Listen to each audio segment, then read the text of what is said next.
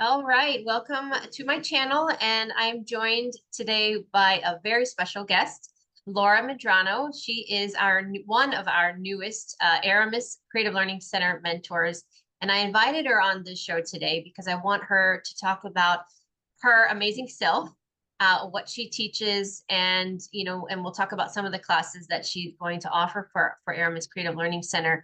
But more importantly, or if we don't want to make it a hierarchy, right now, I think an important topic that everyone is interested in hearing and learning more about is healthy eating, intuitive eating, and nutrition. So this is a hot topic right now for me and for many. So I really want to get into that as well. So I'm excited to have you, Laura. Welcome to my channel. Thank you so much for having me. Well, why don't we get right into real quick? Just give us a background on yourself and your upbringing, and just tell us a little bit about yourself. Yeah, so I'll kind of just start from the beginning and sum it all up where I had a great childhood. I had wonderful, attentive parents that were doing the best they could with what they had. I didn't come from a lot of money or that type of thing, but the resources and the opportunities were there for me. And growing up, I felt different. I felt nobody understood like what was going on inside of me. So moving on into teenage years, I would say that's where I had my biggest challenges. And when people talk about inner child healing, I talk about inner teenage healing, because right when I was hitting that puberty point, I was so confused. I didn't understand what was happening, and I really didn't have anyone to talk to. And it wasn't just about what was happening to my physical body, it was my mental and my emotional state. So my self-image and my self-worth was garbage. So I just didn't have, that self-esteem, even though I had friends. I played the role really well and I looked good on the outside, but inside I was falling apart. I was breaking down.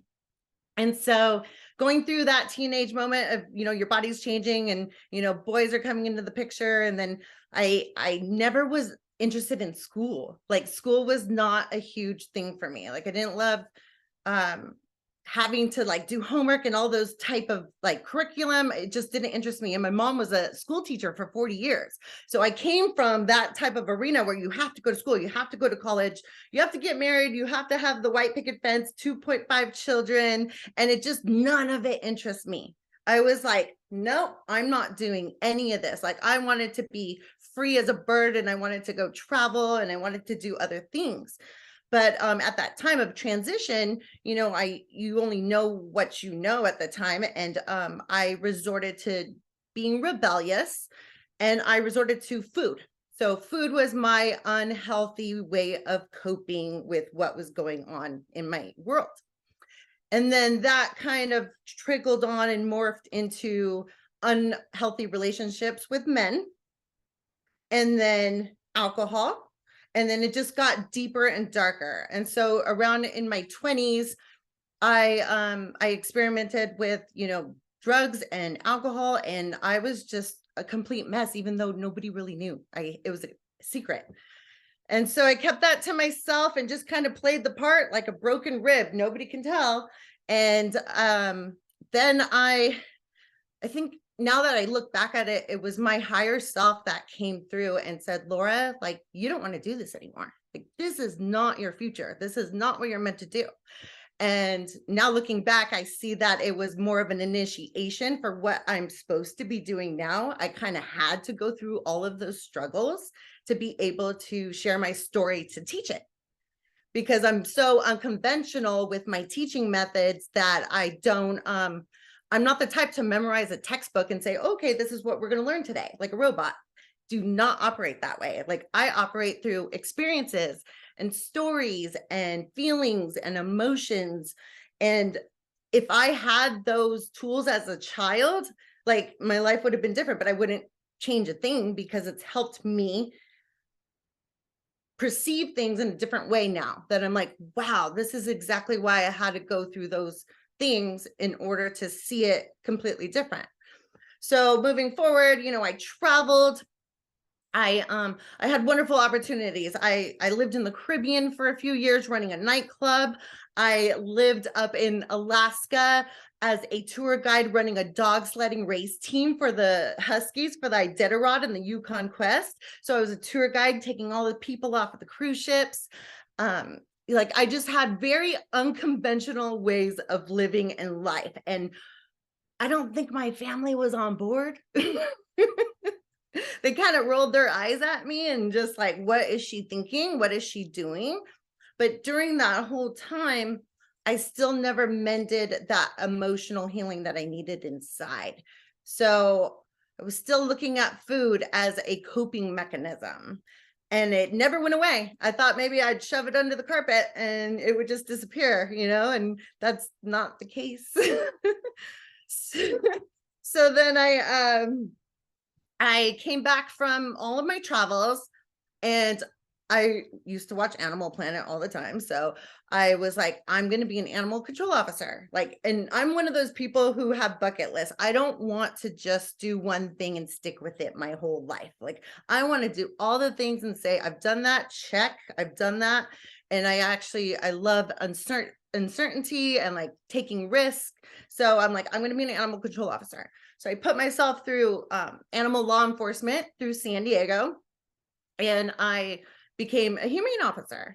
And it was a wonderful experience. I'm the type of person that I can turn off my emotions for the time and be proactive. Like that's how I operate even now. I'm like, we'll cry for 10 minutes and then we're putting on our big girl panties and we're going to work.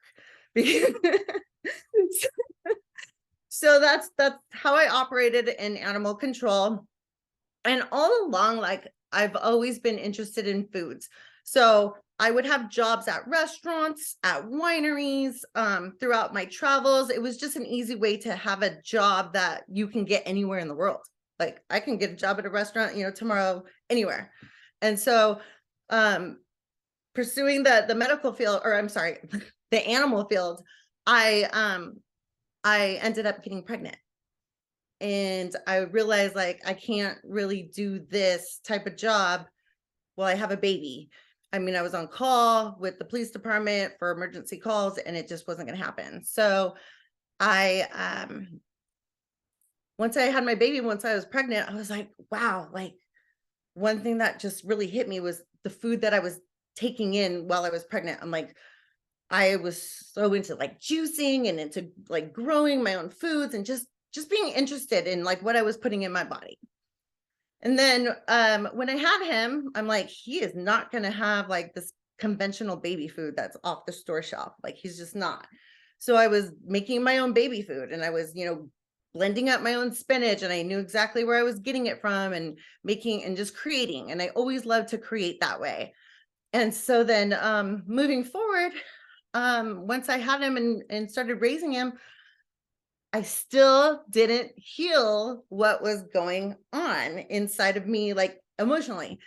And it took another breakdown where I had another relationship that just failed. And here I was 30 something with no healthy relationship. And I just like, I guess I just really yearned for that. So I kind of put everything on the back burner and just focused on myself. And it was me and my son, and I was going to be the mom, and that was it. Like I wasn't going to deal with any other toxic relationships. And I started to do a lot of journaling. So I journaled, and at that time, I knew I was going through an awakening now, but then I just thought it was a complete breakdown. And it took me, months. And this is in 2018 that this kind of all transpired. And I was just doing a lot of work on myself. And I met with a mentor who was really helpful because she taught me not what to think, but how to think for myself. And that was just the biggest turning point in my life, because I just healed so much. I healed, like I did all this shadow work, and I was learning about intuition, and I was learning about like why I was addicted to the food and the emotional patterns that came with it. And so for years, I mean, it's still always a work in progress. That's what I tell people. You're never like officially there. And so I just, I keep working at it, and it's really kind of wonderful, like what has happened in the past 5 years now, that I look back and I'm like, wow, like what an amazing transition. And that's what I want to share with people. Like, I want to give them that sliver of hope and that sliver of joy while they're going through hardships. And it's never going to really go away. Like, I kept trying to shove it under the carpet, and it wasn't going to disappear. You have to face it. And so facing those fears, facing those emotions, that was like the biggest turning point for me. And in the meantime, I'm writing all these things, and I realized, wait, I have a book. I have a book in here. So I unintentionally wrote a book, and I self-published, like, fast forward a year or two, I self-published my own book.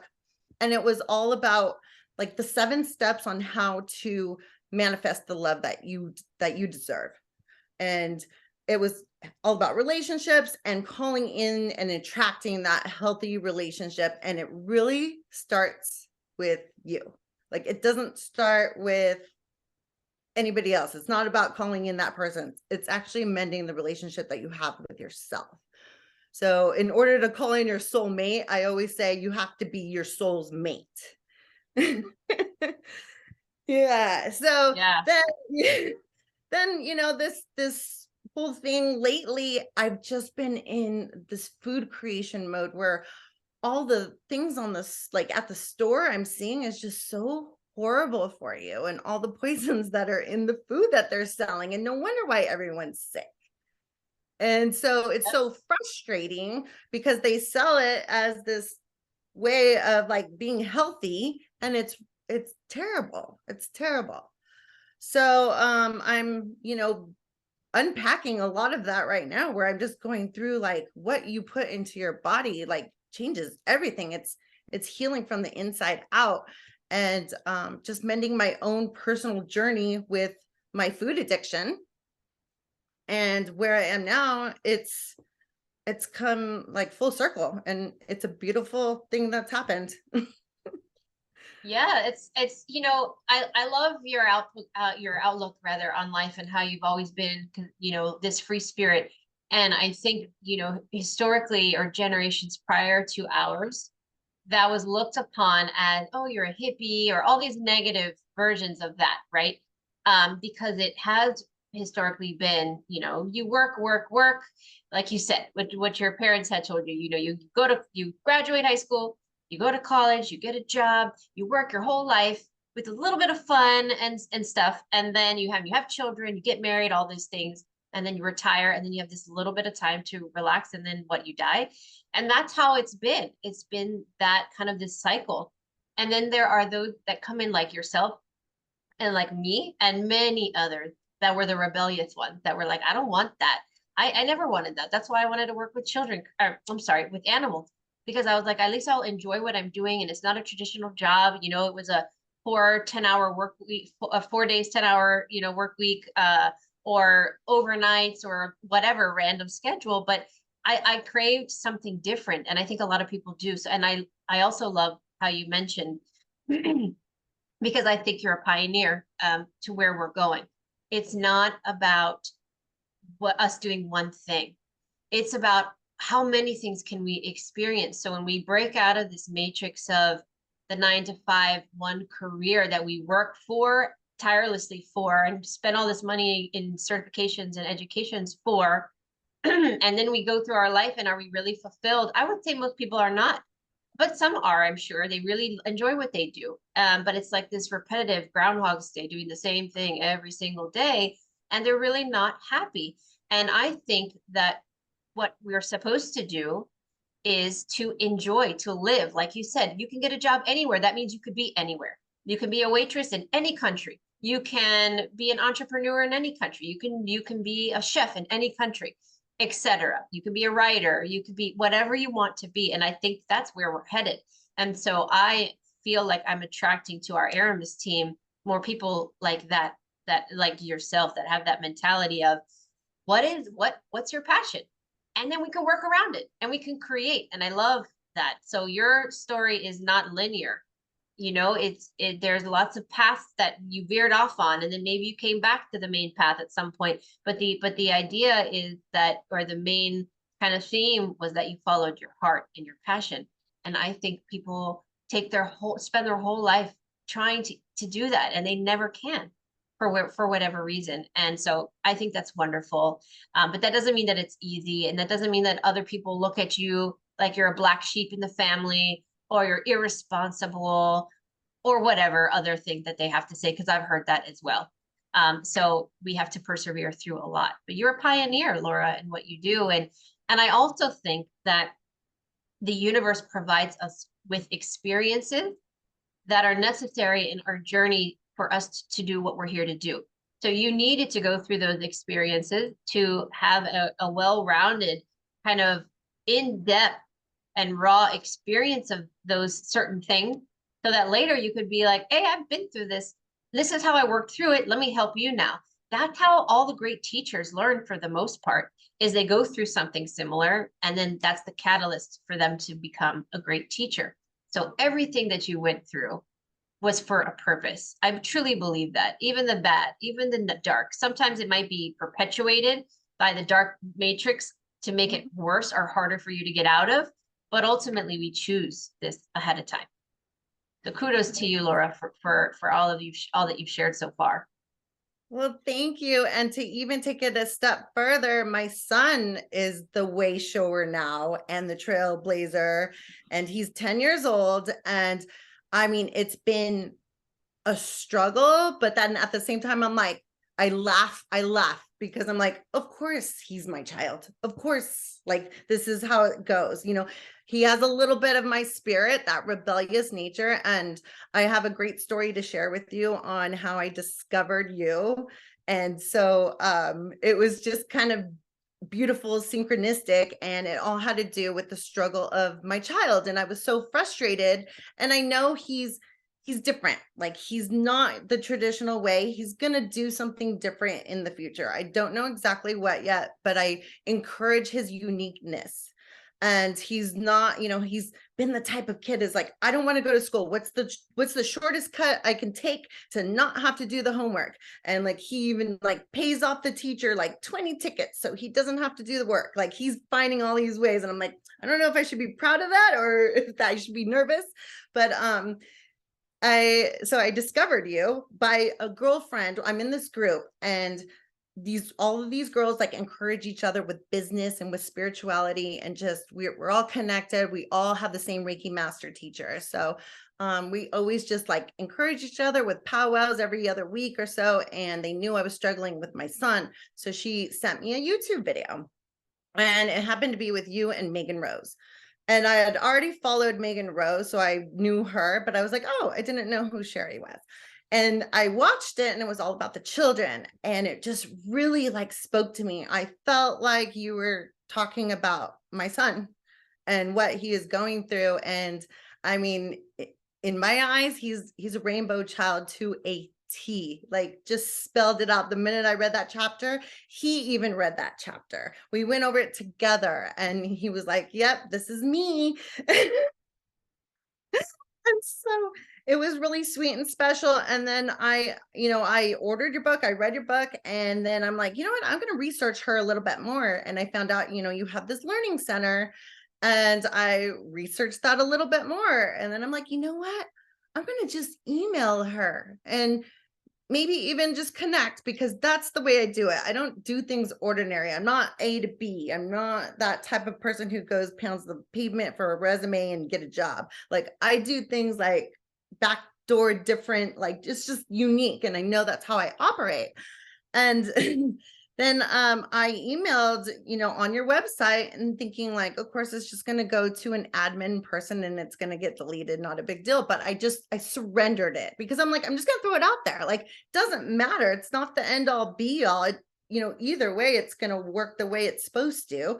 So I sent it out, surrendered it. And then a week or two later, I think it was one of your admins said that, you'd like to chat with me over email. And I'm like, this is rad. Like this is how life should work for people. Like when they're in alignment, when they're doing what they're supposed to be doing. And then, from there on, like we connected, and I just felt like I had something to offer for your learning center. And even though I'm on, the complete other side of the country, I'm on the West Coast, you do a lot of these things virtually, and I'm like, this is possible. Like this can work. And even like taking it a step further, I'm like, why can't we have one of these centers out here? So I just have that like vision of like the future of who knows. And one thing I love to tell people is if you don't try it, like the answer is always going to be no. Absolutely. I always tell my daughter that when she tells me I can't do something, I say, how do you know if you don't try? The worst that could happen is you don't do it. But then how will you ever know? And that's that it works for pretty much everything you do. You don't know unless you try. And I also believe in divine intervention, divine timing. So, you don't even know how many emails I get a day, a week, and I have 4 emails. And so people get upset with me because they're like, I emailed you a month ago, I haven't heard back. And I'm like, I'm sorry. I try my best to get back to as many people as I can. And sometimes emails just get lost in a sea of other emails. It's just, out of my control. But I know that the ones that I have to take attention to or pay attention to and see, they are just, the universe has a way of just like, Sherri, pay attention to this right now. Stop doing what you're doing and look at this. And for whatever reason, yours was one, and we got to talking, and I was like, I want you to work with us, because the way I work is pure. I'm very intuitive. So I don't want to see someone's resume. I want to hear you speak. I want to hear the genuine nature that you have, their humbleness. I look for humbleness, not ego. So there are none of the mentors that work with Aramis have an ego. They're not competitive people. They're genuinely kind, compassionate, humble people. I have vetted each and every single one of them. And so that's important to me. So it's about your character, and it's about what do you want to bring to Aramis Learning Center, because the children are number one.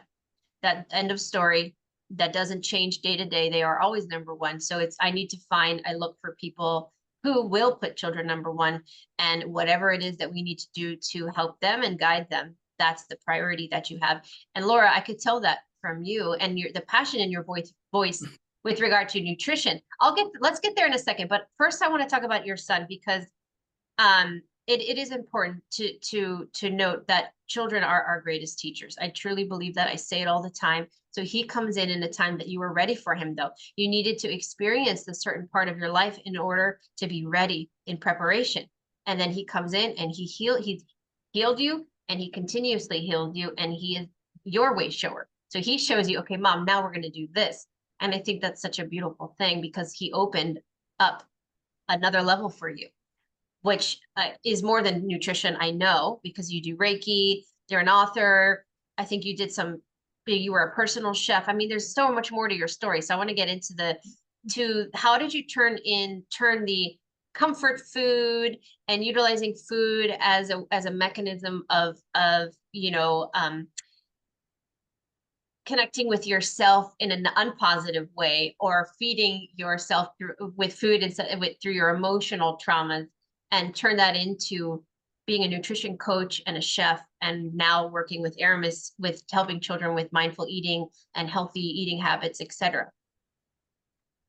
I just think that it wasn't anything to do with food. Like it was my own emotional trauma that I had to work on. And it was really what it comes down to. And it sounds so cliche when I say like, oh, self-love, but it's true. I didn't love myself. I didn't appreciate myself. I didn't care about myself. And once I started instilling those values within me, like then everything else changed. And I've always been very intuitive. So that's just one thing. And people just they disregard that that's like such a superpower. And I'm trying to like instill that that's like one of the biggest superpowers, especially to my son, because I know he's that way. And so I just feel that with food, like once I started to heal inside, then I was very like intuitive, like, well, wait a minute, what about this that I'm putting in my body, and how do I feel after I eat it? And how is this serving me, or how is this sabotaging me? Because if I was to go out, drinking and eat fast food, how am I going to operate the next day? And so I just would go into my feelings and know what was best for me and just follow that. I just always followed that in my heart. Like that was just the way I've always been led. Sorry, I have the mute button on so the background noise doesn't overcast you. But great points. And I want to talk about healthy eating habits, because a big part of the Ascension is how we treat our body, because it truly is important what we put into it. And, I love working with children. And one of the things I used to do in a class I did a while back called Spiritual Beginnings is we would talk about frequency and vibration. And I would show children pictures of food, and they would tell me if that would raise their vibration or lower their vibration and the effect it would have. And they're so smart. I would show them an apple and I say, okay, is this when you eat an apple, does it raise your vibration and give you energy, or does it lower your vibration? And you might feel icky. And they were like, and then they know, they say, oh, apple, high vibration. And then we would show like a hamburger and French fries. And they'd be like, oh, lowers your vibration. So they intuitively already know all of these things, but it's about instilling these healthy habits, reiterating why do we need food? I constantly have to talk to my daughter about healthy eating habits. Why do you need food? What's the purpose of food? Why does our body need food? And how does the food work with us and work against us? And I think that's why I'm so excited. I know that's why I'm so excited to have you part of the team, because we need to incorporate more of that with children. And so talk about some of the things that you are going to work with the children on, as far as, reading labels, healthy snacks. Tell us a little bit more about your program that you're going to offer, and how you're going to expand on it. So my first class on Saturday is going to be strictly like intuitive eating. So I just want to talk a lot about intuition and what that means, because when I was young, I had no idea that even definition. So, just keep it very simple on what intuition means. And then I always lead with a lot of fun and enthusiasm. So I have a little experiment to walk through with the kids that I like to just have them be interactive and make it fun, because that's how I remember things. I don't remember things by the memorization. And moving forward, I want to have a series of classes that focus on something specific each time, always having to do with food. And I love reading labels. Now it's like, I didn't even know, like sometimes they can say, oh, there's no sugar in this, and you think it's healthy. That is not the case. Like there's other chemicals and poisons. And I say, if you can't say it, if you don't know how to pronounce it, then you probably shouldn't eat it. Yeah, good one. Yeah. Yes. So, and then just going down the line with organic. What is organic foods? What's processed foods? Like, where does food even come from? Some people may think it just comes from the supermarket. Yeah, and that's not the case either. So I really want kids to use their brain to think of where it really originates from, and how many different hands has it gone through before it gets to your table. So just being more mindful of the whole process of where that food that you are eating right in front of you, where it originated from. Yeah, all important points, Laura. So Laura, so her first class is this Saturday or Sunday. I can't remember. Saturday. And it's the first of many. So we'll expect a lot more great classes from you, Laura. But and we'll put the link in the description below on how you can register for her class. There's still time for your child, and you can see some of the other classes we offer, and learn more about future classes as we post them. The middle to end of every month, we post for the next month. So we'll have a lot of great classes coming up. But I want to let's pivot for a second and just get into nutrition in general. So what are some of the things for the adults watching this? What are some recommendations or advice that you can give to adults watching this that are like the basics, things that they can focus on with nutrition and healthy eating right now to make a change if they're thinking about, okay, I want to make a change. What are ways that they can start? I mean, honestly, just starting with that intuitive like feeling. How do you feel after you eat a certain food? And also taking your time. Like a lot of times we're so rushed and it's like hustle and bustle and we're like on the go. I'm guilty. I worked in the service industry where you had to scarf your food down while you're standing up. Like it just is so detrimental. And just taking that time, turning off all your devices, and just closing down the browser tabs and just focusing on that one meal and sitting with it and like putting down the utensils between the bites and just relaxing and having a good time being interactive with your family. So that's probably one of the hardest habits to break because we're so used to just turning on the TV or turning on our iPad and trying to multitask while we're eating. And that's probably one of the most unhealthy things to do. I totally agree with that. And we all do it. I do it. As a mom, I'm sitting there stuffing my face really quick while I'm doing a million other things, helping one kid with homework, feeding the dog, feeding the dogs, doing the dishes. Like, we're all guilty of that.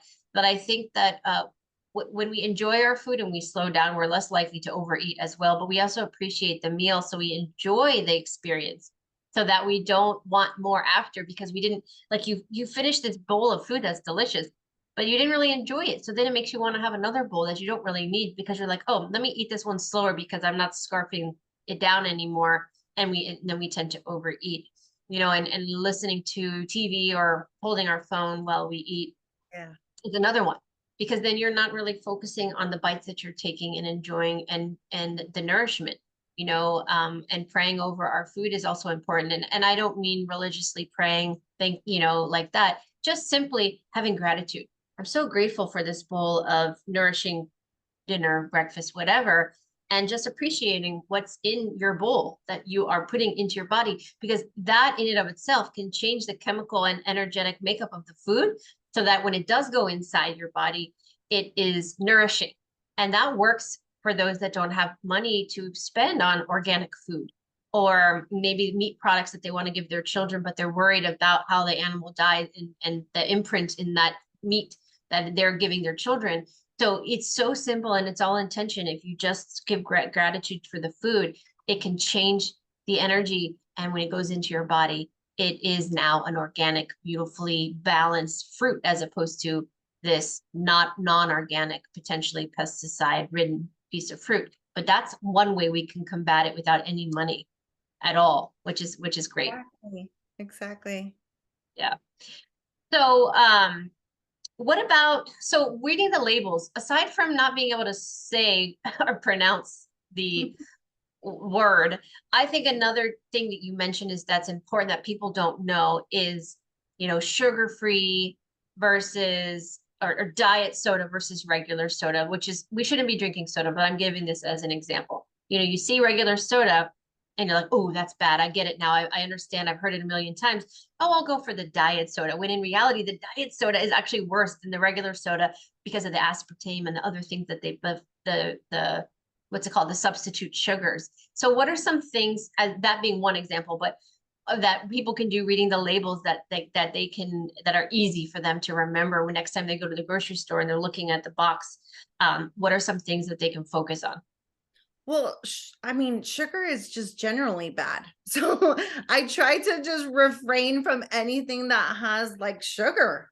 I mean, even in the last ingredient, I'm like, oh, it has that sugar in it. So it's just not good. And when it has all of those additional sweeteners and chemicals, I'm like, this is why like we have cancers and this is why we get sick and this is why it doesn't feel good. And I think just being more mindful, because sometimes you don't even realize it. Like it could say some type of oil and you think it's like, it's good oil. Well, do you know if it's a good oil or a bad oil, a good fat or a bad fat?